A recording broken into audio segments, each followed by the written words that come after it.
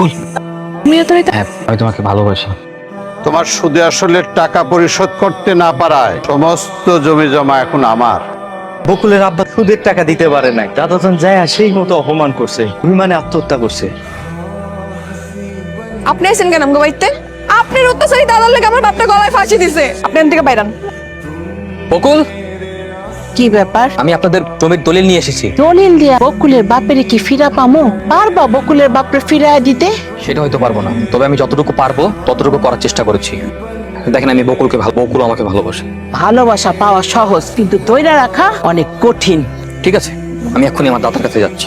আমার বাবাও এই ভুলটা করেছিল, একটা গরিব ঘরের মেয়েকে বিয়ে করে আমার সামনে এসেছিল। সমস্যা নেই, আমাদেরকে মেনে নিতে হবে না, আমরা চলে যাচ্ছি। দাঁড়াও, আজ থেকে তোরা এখানেই থাকবি। কাজীকে খবর দে, আমার দাদু ভাইয়ের বিয়ে আজকে হবে, এখানেই হবে।